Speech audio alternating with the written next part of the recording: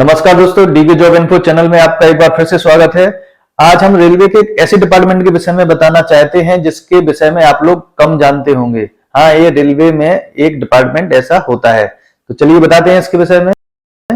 तो इसको बोलते हैं मेडिकल डिपार्टमेंट। जी हाँ, रेलवे अपना खुद का मेडिकल डिपार्टमेंट रखता है, यानी रेलवे अपने खुद के हॉस्पिटल रखता है। उसमें डॉक्टर, उसमें नर्स, उसमें फार्मासिस्ट, उसमें लैब टेक्नीशियन, बहुत सारे पद होते हैं। तो रेलवे का एक पूरा एक डिपार्टमेंट होता है ये। तो इसमें भी अपना आप करियर बना सकते हैं। तो अगर आपको रेलवे के मेडिकल डिपार्टमेंट में करियर बनाना है तो इसके लिए आपको कौन कौन सी योग्यता की जरूरत होगी, उस कैसे कैसे काम करने होते हैं, उनमें कौन कौन से काम करने होते हैं और कितनी पेमेंट होगी, तो उसके विषय में हम आज अपने इस वीडियो में आपको पूरी जानकारी देंगे। तो जैसा कि मेडिकल से रिलेटेड है तो इसमें सिर्फ मेडिकल वाली ही डिग्रियां चलेंगी। अगर आपके पास वो नहीं है तो आप उनको कर सकते हैं। अगर आप पढ़ रहे हैं अभी तो आप हमारी इस वीडियो के माध्यम से समझ करके वो डिग्रियां कर सकते हैं और इस डिपार्टमेंट में भर्ती हो सकते हैं। ये बहाना कि हमारे पास तो है ही नहीं, अब हम इसमें कैसे भर्ती हूं, तो वो उन लोगों के लिए नहीं है। आप इस वीडियो से इसमें कौन सी योग्यता चाहिए, अगर ये पद पे आना है, ये सुकून वाले पद हैं, बिल्कुल सुकून वाली नौकरियां हैं, ये बिल्कुल अच्छी नौकरियां हैं ये। अगर आपको इन नौकरियों पे अपने आप को भर्ती करना है, अपने लिए और अवसर नौकरी के बढ़ाने हैं, तो इन पदों को भी आप जानें और इनके लिए तैयारी करें। जो हम योग्यता बताएंगे उसकी तैयारी करें, उनको तैयार कर लें अपने आप को और भर्ती हो जाएं। तो चलिए, सबसे पहला पद है इसमें स्टाफ नर्स। तो जैसा कि आप जानते हैं वो नर्स क्या काम करती हैं। आप कई हॉस्पिटल में गए होंगे। नर्स एक्चुअल में क्या काम करती है, वो जो पेशेंट होता है उसकी केयर करती है, देखभाल करती है, और डॉक्टर जो इंस्ट्रक्शन देते हैं उनको वैसे फॉलो मरीज को करवाती है कि इसको क्या देना है, कौन सी दवाई देना है, कौन सा इंजेक्शन देना है। ये सारी जानकारियां आपको नर्सिंग में होना चाहिए। तो इसके लिए योग्यता कौन सी होना चाहिए, तो इसके लिए 3 साल का एक नर्सिंग का कोर्स होता है, अगर आप वो हैं, या बीएससी नर्सिंग है। तो अगर आपके पास इन दोनों में से कोई है और आप रजिस्टर्ड नर्स होना चाहिए, रजिस्टर्ड नर्स हो अगर, तो आप इस पद के लिए अप्लाई कर सकते हैं, जिसको बोलते हैं रेलवे में स्टाफ नर्स।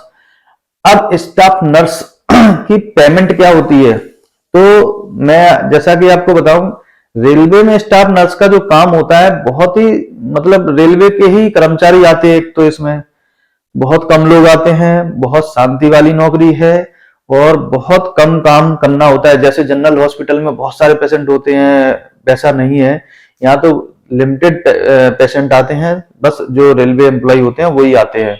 तो बहुत कम काम है, सुकून की नौकरी, और इसकी पेमेंट सबसे महत्वपूर्ण है। ये स्टाफ नर्स यानी ग्रेजुएशन लेवल की तो है, पर मैं मानता हूं कि ग्रेजुएशन लेवल पे अगर आपको सबसे ज्यादा पेमेंट कहीं मिलती है तो इसी पद पे मिलती है। इसमें इनिशियल पेमेंट ही लेवल 7th पे कमीशन के अनुसार लेवल 7 की पेमेंट मिलती है। जी हाँ, अगर आप इसमें भर्ती हो जाते हैं तो आपकी इनिशियल पेमेंट 50 से 55 हजार के बीच बनेगी। जी हाँ, अगर आप आज स्टाफ नर्स बनते हैं तो 50 से 55 हजार आपकी स्टार्टिंग की पेमेंट होगी।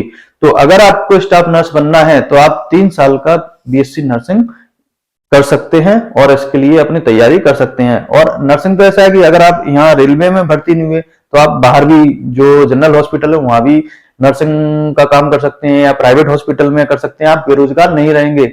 अगर आपके पास ये योग्यता नहीं है तो करके आप कहीं भी बेरोजगार नहीं रहेंगे। ये बहुत ही अच्छी डिग्री है, आपको कभी भी काम, कहीं भी काम आएगी। और विदेशों में तो नर्स की इतनी मांग है कि क्या बताएं। अगर आपने नर्सिंग किया हुआ है तो आपको विदेशों में भी तक मौका मिलेगा।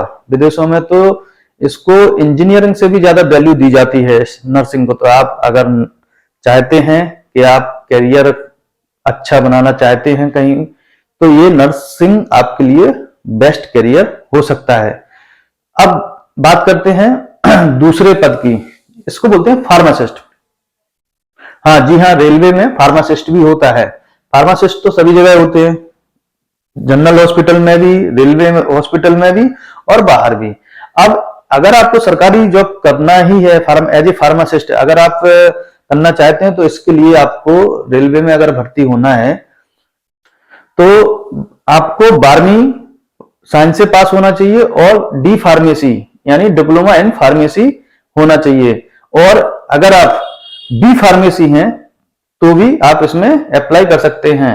और अब फार्मेसी का काम जानते हैं, रेलवे में बहुत ही सिंपल है। जब भी हॉस्पिटल खुलते हैं दिन के समय आप ओपीडी चलती है, दिन के समय ही आपकी ड्यूटी लगेगी और बहुत ही आसान जॉब है। आपको सिर्फ दवाइयां देना है और आपका कोई काम नहीं है। फार्मासिस्ट का कोई काम नहीं है दवाइयों का लेखा जोखा और दवाइयों का वितरण। जितने भी रेलवे कर्मचारी हैं उनके लिए जो डॉक्टर प्रेस्क्राइब करेंगे बस आपको वही करना है। बहुत ही अच्छी जॉब है, बहुत ही सुकून की जॉब है, बहुत ही आरामदायक नौकरी है। अगर आप नहीं है आपके पास ये डिग्रियां जो हमने बताई हैं तो आप इनको करें। अगर आप बेरोजगार हैं, पढ़ रहे हैं तो आप इसमें भी कैरियर बना सकते हैं। और अगर आप ये डिग्रियां करते हैं तो जरूरी नहीं है कि रेलवे में, आप जनरल हॉस्पिटल में जो होते हैं स्टेट गवर्नमेंट के, सेंट्रल गवर्नमेंट के बड़े बड़े हॉस्पिटल उनमें भी जा सकते हैं और आप प्राइवेट हॉस्पिटल में भी जा सकते हैं और अपनी दुकान भी खोल सकते हैं। और हाँ, एक चीज और, अगर आप डी फार्मेसी बी फार्मेसी किए हुए हैं तो आपको रजिस्टर्ड भी होना पड़ेगा। सरकार में एक 148 रूल के तहत रजिस्टर्ड होना पड़ता है, तो पहले उसके रजिस्टर्ड भी हो तभी आप इसके लिए अप्लाई कर सकते हो। तो ये हमने आपको बता दिया कि अब इसकी पेमेंट क्या होती है रेलवे में। रेलवे में अगर आप फार्मासिस्ट बनते हैं ग्रेड 3 प्रमोशन होते जाते हैं, फिर तो आपके वो जब आप नौकरी में आएंगे उसके बाद प्रमोशन मिलेंगे। तो इसकी इनिशियल पेमेंट होती है आपकी लेवल 5, 7th पे के अनुसार लेवल 5 में आप भर्ती होंगे। तो इनिशियल पेमेंट आप मान के चलो 30 से 35 हजार के बीच में आपके हाथ में पेमेंट आएगी। फिर आपके प्रमोशन होते रहेंगे। पर बहुत ही अच्छी नौकरी है, बहुत ही अच्छी, मैं कह रहा हूं बहुत ही अच्छी नौकरी है। तो आप ये कोर्स करें और फार्मेसी में भी अपना करियर बना सकते हैं। और तीसरा जो पद है लैब टेक्नीशियन। लैब टेक्नीशियन भी बहुत अच्छा पद है। सिर्फ आपको लैब में काम करना है। हॉस्पिटल जो मेडिकल होते हैं, रेलवे के जो हॉस्पिटल होते हैं वहां पे लैब असिस्टेंट के रूप में लैब असिस्टेंट ग्रेड 3 बोलते हैं इसको हम। और उसमें आपको भर्ती होने का मौका मिलेगा डायरेक्ट। तो इसके लिए आपको वही 12वीं में साइंस से पास होना चाहिए और एक डिप्लोमा जो कि लैब टेक्नीशियन का जो डिप्लोमा होता है DMLT बोलते हैं जिसे, वो हो आप। तो ये दोनों आपके पास अगर हैं तो आप इसके लिए अप्लाई कर सकते हैं। और अगर नहीं भी हैं तो आपने 12वीं साइंस किया है तो कर लो ना, कौन रोक रहा है आपको, कर लो और ये आ जाओ नौकरी में। तो इसका काम क्या होता है, वही डॉक्टर जो जांच लगेगा, खून ब्लड की जांच है, पेशाब की जांच है, जितनी भी टाइप की जो जनरल डॉक्टर जो जांच करवाते हैं वही जांच है आपको करवाना है। तो रेलवे में बहुत कम जांच आती है, मुश्किल से दिन में 3 या 4 5 या बस, इससे ज्यादा नहीं, या 10 मान लो। जहाँ बड़े हॉस्पिटल हैं, जहाँ बड़े बड़े हॉस्पिटल है तो वहां पे लैब टेक्नीशियन कितने 2 तो होंगे ही होंगे, आपके साथ 2-3 लोग होते हैं। तो आपको वो दिन की नौकरी होती है, रात की होती नहीं है। शेड्यूल आपने पेशेंट आया ऐसा नहीं कि हाल ख्याल देना है, आपने जब बताया तभी आएगा वो। डॉक्टर भी तभी देखेगा, ऐसा नहीं डॉक्टर कहेगा जल्दी से करके दे दो इसे, ऐसा नहीं होता है।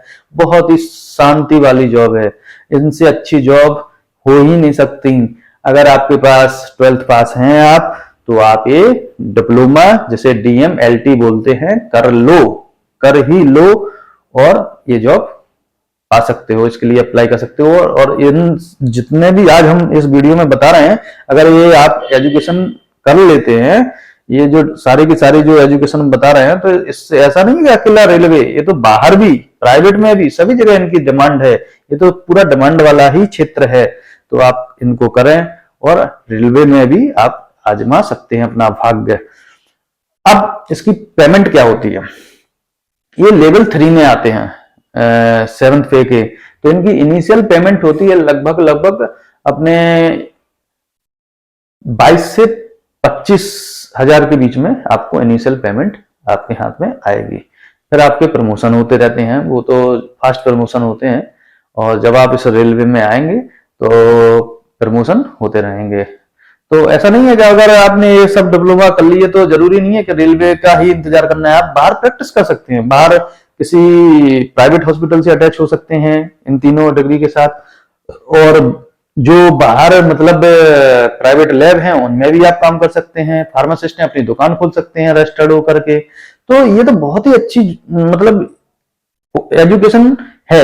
अगर आपके पास ये क्वालिफिकेशन है तो आप बाहर भी काम कर सकते हैं और रेलवे में तो आने का आपको मौका है। ये वीडियो बनाने का पर्पज ये था कि आपको बताएं कि रेलवे में भी ये जगह होती हैं स्पेशल, और बाहर भी होती हैं। तो अगर आपको ये वीडियो और ये जानकारियां पसंद आई हो तो वीडियो को लाइक जरूर करें और हमारे इस वीडियो को शेयर जरूर करें और चैनल को सब्सक्राइब करें। अगले वीडियो में हम आपको कुछ और पदों के साथ लेकर आएंगे, तब तक के लिए नमस्कार।